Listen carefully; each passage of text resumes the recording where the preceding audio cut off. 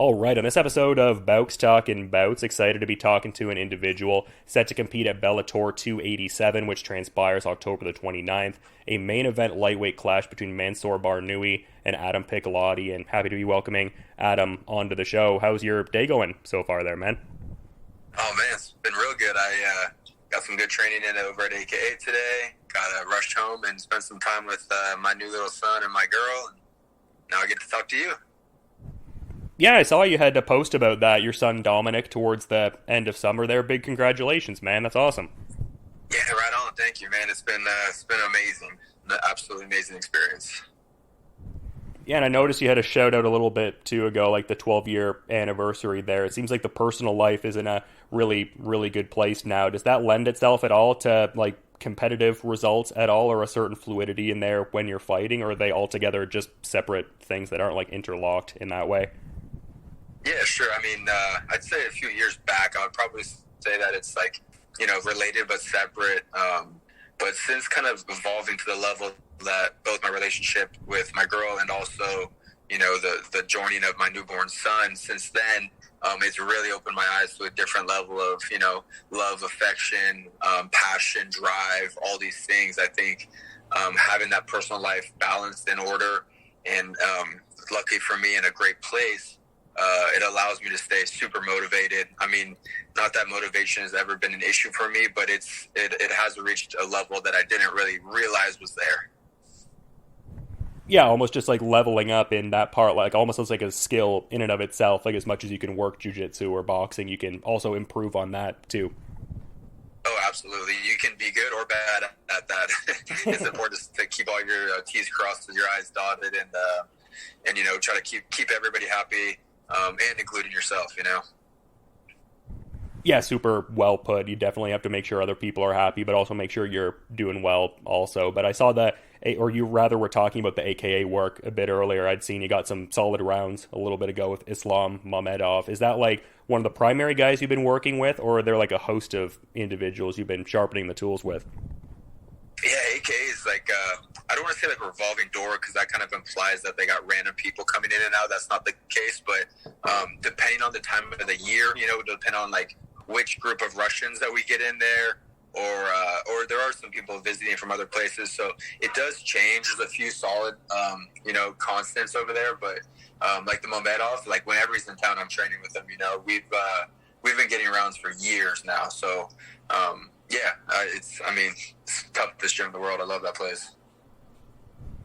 I mean, yeah, I feel like everyone that like really puts in that regular workout there are just absolute killers. And I mean, in a localized way, I feel like that would be really good. Just like two high level Bellator lightweights, honing the skills together. Yeah, absolutely. That's what it is. That's what it has been. And now we're both at a level where everybody's seeing it, which is great. Yeah, you love to see it for sure, and you love to see the expansion of Bellator and the international efforts. And to that point, like, how are you feeling about getting to go over to Milan, Italy, and compete there? Is that like something you're particularly excited about? Do you like the traveling kind of aspects of fighting? Yeah, absolutely. So like, it's kind of coincidence. It's kind of ironic, I should say. It's like, honestly, Bellator Italy is something I've been asking for ever since I first saw them. I think they went to Rome first or something, and ever since then, I was like, "Oh, you guys got to send me international." I love traveling. I love Europe. Every time I've been just falling in love over and over again. Just so happens to to be the busiest, intensive time of my life, of my career, of my life. So literally, like, our son was just born, or maybe just before that, and I got the call, and you want a main event in Italy? I'm like, well, hell yeah, I do. So it's amazing. I'm really looking forward to it. At the end of the day, though, it is still a business trip. Man, it's interesting that you were like so focused on wanting to compete and like having like a mapped out, expressed kind of goal there. Like, why was that such an important thing for you to be able to do that? Is it just like the travel in general, or is there a localized connection to Italy where you were like, oh yeah, that'd be cool to go over there? Well, Italy specific, right? That's my heritage, my background. We're very American. I don't have any Italian speakers in my family anymore. I never really I never got to have a relationship with my grandparents on that side, but just my dad has always been a proud Italian. and the Piccolotti name is very Italian, so it's like if I'm going to choose somewhere to go, somewhere to get to fight overseas, it's to me it's always been Italy and Japan just for history's sake in terms of martial arts. Yeah, do you mean that in like a broad stroke kind of sense, or were you like a big like Pride guy back in the day, or Dream, or something like that? I mean, I've always been, I've always been a fan, but never like super hardcore, to be honest with you guys. I've always like competed in it a lot more than like, following it. That's fair. But yeah, no, definitely Pride. I mean, Pride was inspiration for everybody. I mean, at least in my generation, everybody in my generation loved to watch the old Pride days. And I got the privilege of fighting on Bellator Dynamite, where we had the Pride announcer, right? And that was pretty damn nostalgic, having the Pride announcer calling out my name, which was, something real special. But, take it one step further, and I've always had respect for the Japanese fans, and the way that it's quiet when something's happening, and then you get a clap applaud. It's very different, and not to say better or worse, but it's something that I think would be cool to experience once in my career. Yeah, I mean, definitely like a unique kind of flavor for sure. I get what you mean, not necessarily better or worse, but I kind of wanted to like briefly address the last fight there, just in the context of it had been a little bit prior to that since you had competed and stuff like that, and you got the win last time, a comprehensive enough performance over Georgi Karahanyan from what I could tell. Like, how did that moment feel, just getting to be able to, get back at it after like a pair of canceled bouts and stuff like that? I imagine that felt pretty good. Oh man, it was so relieving, I'm a competitor through and through, and when I'm not able to express that in the cage, like I'm trying to compete every single second of the day, you know what I mean? So between COVID, between that fake loss against Sydney, leading to that knee surgery, then getting close to fighting Georgie before, and getting COVID and getting a big split on my face, and it was just like speed bump after speed bump that just kind of kept me out of competition, I wasn't able to fight at all in 2021, which is just outrageous for me. So getting back in there, getting a win against somebody that I respect, that's really tough, like Georgie, it definitely felt good. Kind of catapulted me back on that right track. Yeah, and getting like a sophomore effort in the calendar year would probably be especially exciting. Like you said, not competing at all in 2021. It seems like that was like pretty stymieing and frustrating for you. Yeah, dude, it was really rough.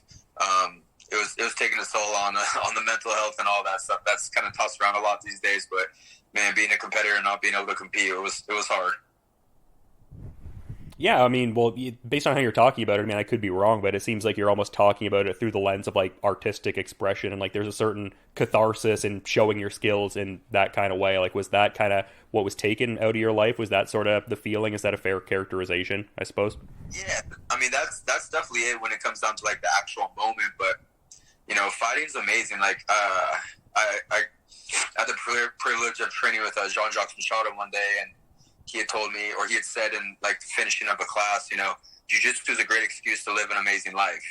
And I really took that and ran with it in terms of MMA. And what I mean by all that is, it's the fight that I love, but it's the preparation too. It's the fight camp. It's knowing that something's up ahead. It's having that date marked on the calendar. It's preparing for it. It's going through all the trials and tribulations that camp are, even though it's not necessarily like the typical definition of fun or something like that. It's just something that I love so much at this point. And not only being sidelined for other reasons, but mainly being sidelined for injuries, it was even worse, because it's not like I could just go and put my gi on and roll for a few hours and kind of get that out of my system and enjoy it. But it was, I had to use my brain and try to figure other things out and study. And, there's always a time and a place for that stuff too. But yeah, it's the whole damn thing. It's the whole process of being physical, of getting in shape, of getting the cardio back, of getting the diet on point, and then all that leading up to a big fight. Yeah, it's cool you mentioned learning from Jean-Jacques Machado. I would think that being a BJJ black belt, that'd be like being under the proverbial learning tree, rather. Like, I feel like he has one of the more incredible jiu-jitsu lineages, for sure.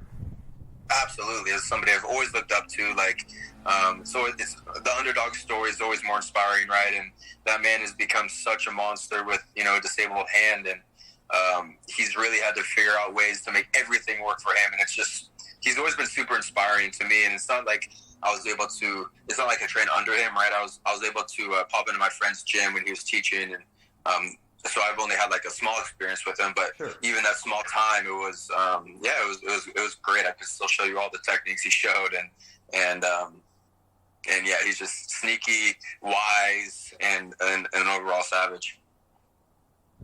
Yeah, I'll love to hear that you got that experience, even in a relatively succinct kind of sense. Hopefully, more of that can be had in the future there. But I did want to talk about this next fight here because kind of an interesting dynamic in as far as like the localized Bellator experience, just with you having over a dozen fights and this being his debut. But he does bring like a big resume into this. Like, what do you think about like his resume leading into this promotional debut? It seems like he's like a fairly hotly discussed signee. Yeah, absolutely. You know, they're bringing in the old dog here to take care of the dirty work. You know, they got this new guy coming in that not too many people know of, and unless if you're hardcore, then you definitely know of him, right? So, yeah, I'm excited about the matchup. Look, you know, I'm all about big risk, big reward because I'm that confident in myself, and so if they give me a guy who's a tough SOB like this guy, and he's got pretty much no name in the United States, but they're willing to give me this main event spot, like I'm worth it, and that makes it worth it to me, you know.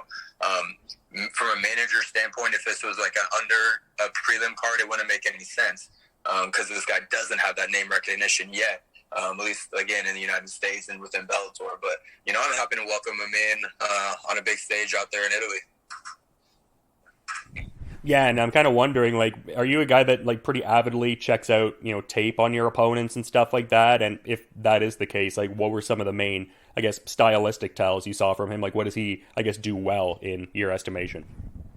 Yeah, I'm not that guy. I watch some tape for sure, but I'm not like the overstudy guy. I like to leave it to my coaches and kind of allow them to pick up on his tendencies, you know, on his habits, on the things that he likes to do and stuff like that. So I know that the guy can grapple. You know, I know his jiu-jitsu's good. He's got a handful of rear naked chokes under his belt. I know that the guy can strike, and I know that he's going to be tall, lean, and strong for sure, like everybody that I fight. So, you know, it's like studying tape is important, but there's only I think there's a point of overstudying that a lot of people fall into.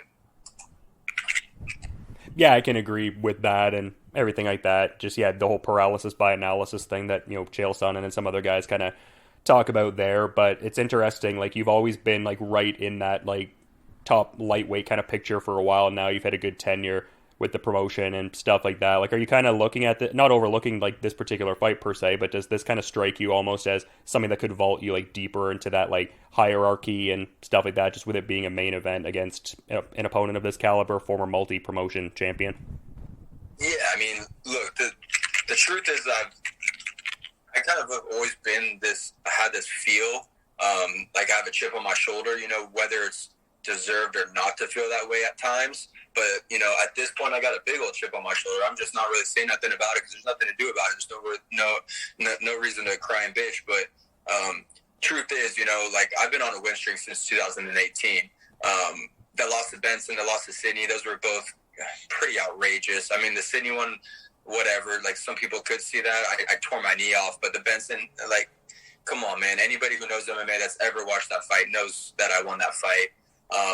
So on top of that long win streak, I've been beating guys that, you know, that are tough. And Sydney was number 2 for a while. Benson's Benson, and Georgie's 50-fight veteran. And you know, within that streak, they somehow took, I think between Sydney and Georgie, they took me off of the top 10. I was sitting at 6 or something, and they kicked me off for inactivity, I suppose. Then I beat Georgie, and they still don't want to put me on, even though they bring other people in and throw them in the top 10 right away, right? So there's definitely this chip on my shoulder that's been itching at me, and beating this dude is gonna really help to not just put me back in there, but, you know, get me confirm my spot in this lightweight tournament, and make my name even better known, not just in the top 10, but the top 5, looking for the title shot. Yeah, to the point of the rankings, I also found that curious there, but I kind of get the chip on the shoulder. I mean, you obviously have like a long history with the promotion, but like a pair of like razor close split decision losses like that, and especially with guys who've been like in that like number 1 contender kind of tier, and then the Tofik Messiah fight kind of falling out. But it sounds like you're using it to like embolden yourself as opposed to like letting it be like a deflating thing almost. Yeah, I mean, there's no reason to stay hung up on it. It's just like everything else in life. It's like you got to control what you can control, and I definitely can control whoever's making these rankings. All I can control is my next performance. So that's been my focus, is getting to my next performance, and now my focus is performing. Yeah, and I'm very, very much excited for that performance. It's going to be a great fight, and big curiosity when I saw it announced. Definitely a very intriguing one for sure. But I mean, you got a lot of interviews to do, and I could ask you a ton of other questions, but I do want to be mindful of your schedule, Adam. So to that point, is there anything you might want to add as a parting thought as we're kind of wrapping up, man? Not too much. Just stay ready to watch an awesome fight October 29th. I'm looking forward to representing for America and Italy, and just putting on a great show, having fun, and being in that tournament and in the top 10 real soon here. Yeah, it's going to be a great fight against Mansour Barnaoui, and yeah, stoked to see that Bellator 287 main event just around 10 days away as of this recording here. And yeah, to reiterate, thanks so much for giving insights ahead of this great fight, Adam, and you enjoy the rest of your day too, man. Right on. Thanks so much, man.